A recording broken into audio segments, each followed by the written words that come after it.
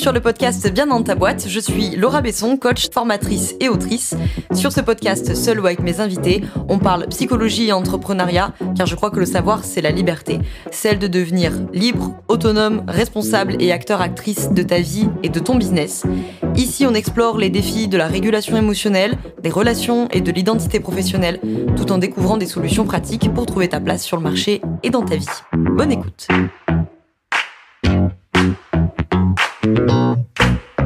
Bonjour à toi, bienvenue dans ce nouvel épisode du podcast Bien dans ta boîte. Aujourd'hui, je te retrouve avec un épisode du format debug qui est le format court de Bien dans ta boîte pour nourrir une réflexion ou pour sauter une épine du pied. Aujourd'hui, on va être dans le second cas, puisque comme tu l'as sûrement vu dans le titre, je vais te partager aujourd'hui 3 astuces pour foirer ton accompagnement. Donc cet épisode s'adresse principalement à ceux et celles parmi vous, et je sais que vous êtes là une majorité, entrepreneurs du service et particulièrement professionnels de l'accompagnement, de la relation d'aide, que vous soyez consultant, coach,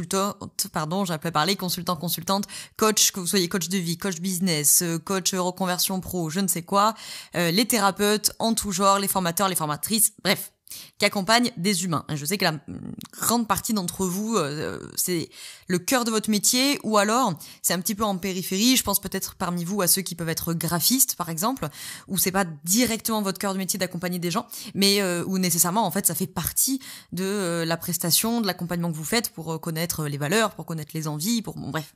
Donc je sais que voilà, beaucoup d'entre vous accompagnent d'une manière ou d'une autre, et aujourd'hui, j'avais envie d'aborder le truc un petit peu différemment, et au lieu de te donner les conseils pour que ça marche, je vais prendre un peu le contre-pied et je vais te donner 3 situations, 3 leçons pour rater ton accompagnement, pour le foirer. Comme ça, si tu t'y retrouves, c'est qu'il va falloir travailler sur le point en question, sur les points en question.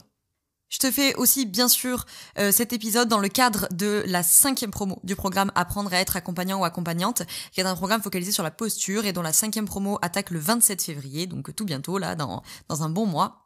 C'est un programme à destination des professionnels de l'accompagnement qui veulent se sentir plus confiants, plus sereins, plus utiles et plus légitimes dans leur métier, dans chaque séance, pour ne pas se retrouver paniqués, pour pas se retrouver sans réponse, pour apprendre à créer de l'alliance, pour régler, pour plus se retrouver, tu vois, avec tous ces problèmes que je pense qu'en tant qu'accompagnant ou accompagnante, t'as forcément rencontré.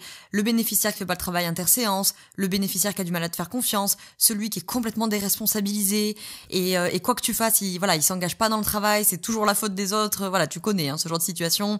La situation où t'as pas su quoi répondre, bref. Il peut y avoir maintes et maintes situations où t'es pas confiant ou pas confiante. Il y a une zone de stress, et le but de ce programme, c'est qu'il n'y en ait plus. En tout cas, pas qu'il n'y en ait plus, mais que tu saches réagir à chaque source de stress, parce que malheureusement, je ne suis pas suffisamment magicienne pour éliminer toute source de stress de l'existence, malheureusement. Mais en tout cas, de savoir y réagir.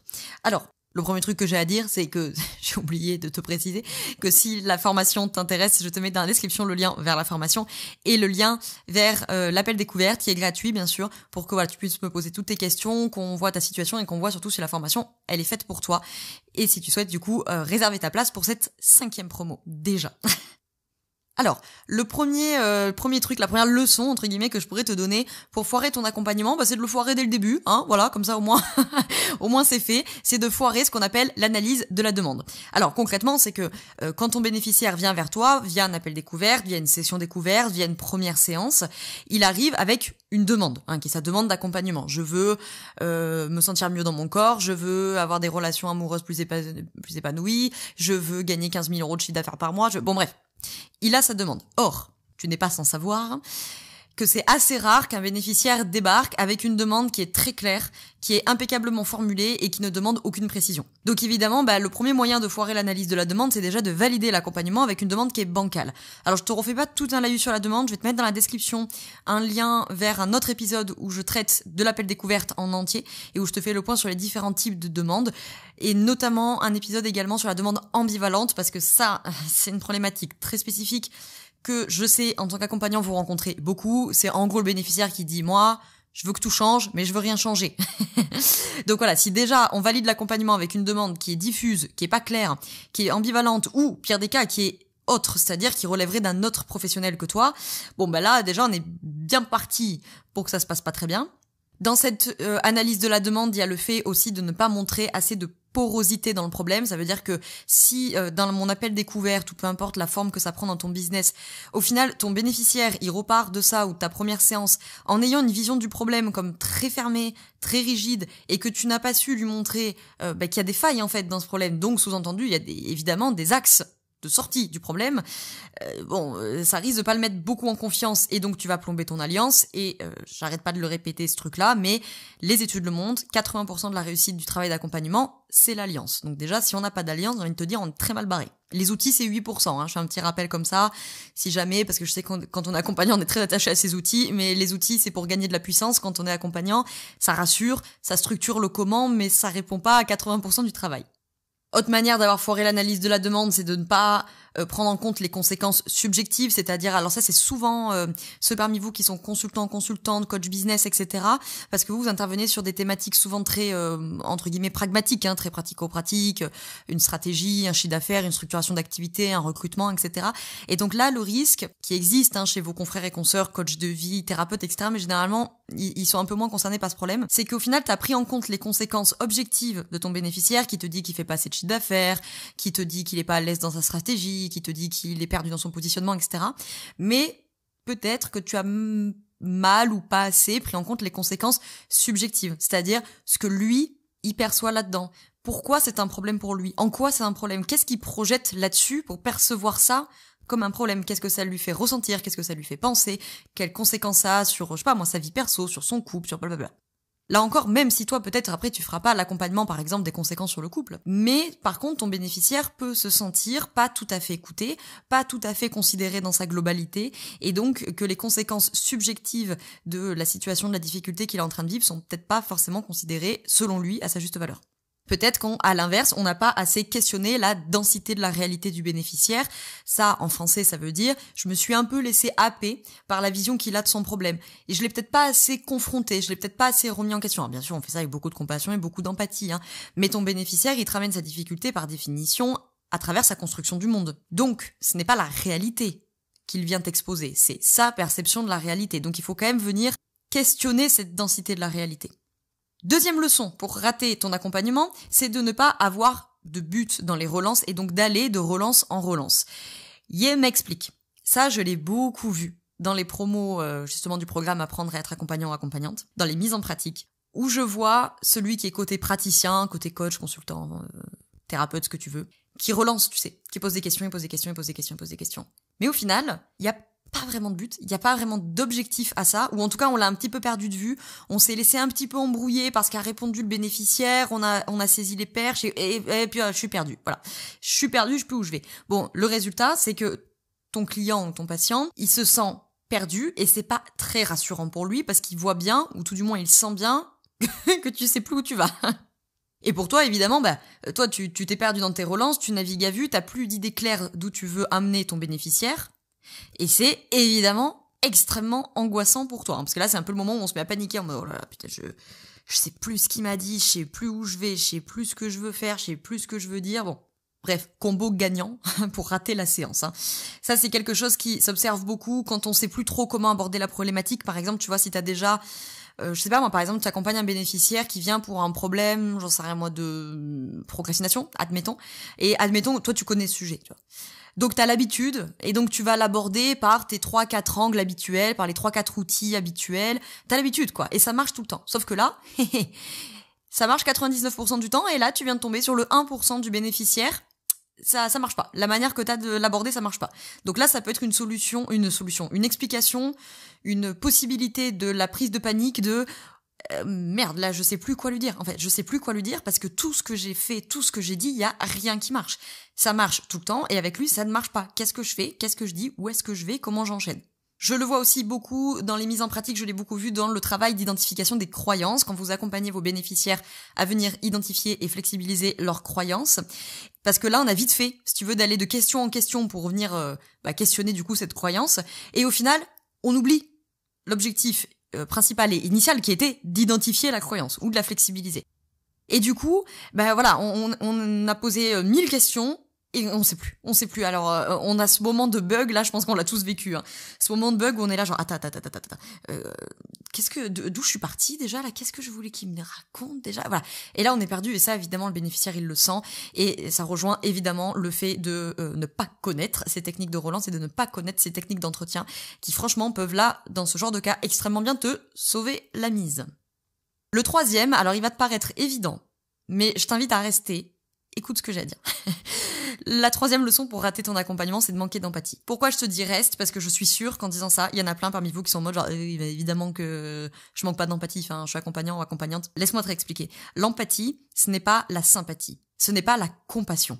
C'est deux choses très différentes. Et ça, je l'entends souvent chez des accompagnants. On me dit « Ah, moi, je suis hyper empathique. Tout ce que mon client ressent, je le ressens. » Ça, c'est pas de l'empathie. Ça, c'est de la compassion. De ressentir de la tristesse pour quelqu'un qui vit un divorce.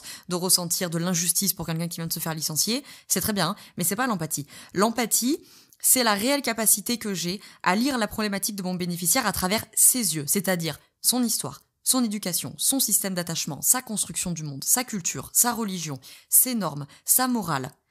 Et ça, c'est pas si simple, parce que ça demande un énorme travail de décentrage, d'être capable de se décentrer de son vécu, de se décentrer de ses propres constructions du monde, et ça, clairement, c'est très difficile, puisque par définition, ta construction du monde t'aide à décrypter le monde. Donc là, en fait, ça te demande d'aller décrypter le monde avec une autre construction du monde qui n'est pas la tienne. Donc c'est vraiment pas si simple que ça. Évidemment, ça demande une énorme capacité de non-jugement. Et ça, c'est pareil. On a beau tendance à dire oui, bien sûr, je suis dans le non-jugement. Bien sûr que si tu juges. C'est normal. Toi, moi, notre cerveau est bourré de stéréotypes. C'est normal, parce que sinon, ça serait juste infernal. T'imagines si tous les matins, t'avais pas de schéma préétabli et que ton cerveau, il devait tout réanalyser comme si c'était la première fois que tu voyais le monde, ça serait juste interminable. Donc, bien sûr, nous avons des stéréotypes et ce n'est pas si simple de se détacher de ces stéréotypes. Donc cette capacité d'empathie, elle est très importante, elle se travaille, elle s'apprend. Alors évidemment, comme tout dans la vie, il y en a parmi vous qui démarrent à 4 sur 10, voilà, et qui déjà par nature, par éducation, sont plus empathiques que d'autres, hein, bien sûr, comme il y en a qui sont meilleurs en dessin, et puis il y en a qui sont meilleurs, je sais pas moi, en business, et il y en a qui sont meilleurs en intelligence sociale, ça c'est certain. Mais quoi qu'il en soit, a priori, il y a peu de chances que tu sois né avec un 10 sur 10, hein, si tu veux, en empathie. Donc ça se travaille, c'est une compétence essentielle à l'accompagnement, et j'insiste dessus parce que je trouve qu'il y a trop d'accompagnants qui ont tendance à balayer ça en disant oui, non mais bien sûr, évidemment que je suis empathique, alors que souvent c'est confondu avec de la sympathie. Or l'empathie, ce n'est pas la sympathie, c'est confondu avec de la compassion, qui est une très très belle qualité sociale aussi, mais qui n'est pas la même.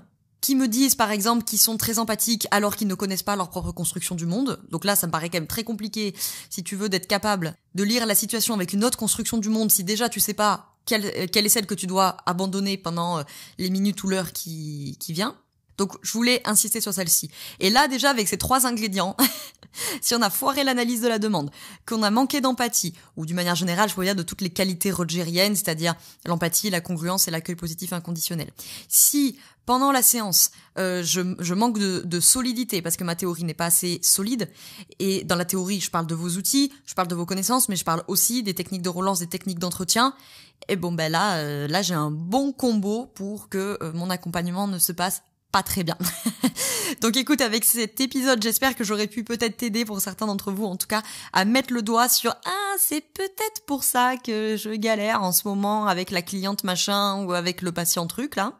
Et que ça pourra t'aider à pointer du doigt, entre guillemets, les axes d'amélioration.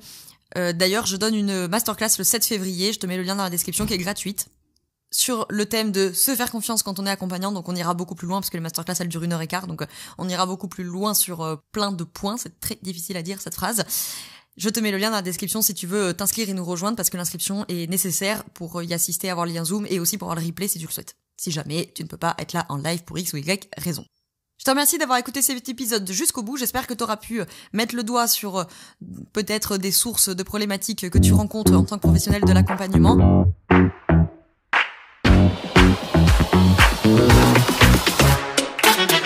Je te remercie d'avoir écouté cet épisode jusqu'au bout. Tu peux retrouver l'ensemble des informations et des liens en description de cet épisode. Si tu as des idées, des suggestions, ou si tu as tout simplement aimé cet épisode et que tu veux me le dire, direction Apple Podcast pour laisser un commentaire et 5 étoiles. C'est ce qui permet au podcast d'aider plus de personnes, et ça permet aussi de me soutenir. Tu peux aussi partager cet épisode à un entrepreneur ou une entrepreneuse qui pourrait en avoir besoin. Je te souhaite une très belle journée ou une très belle soirée selon quand tu m'écoutes, et surtout, je te souhaite d'être bien dans ta boîte. Ciao, ciao.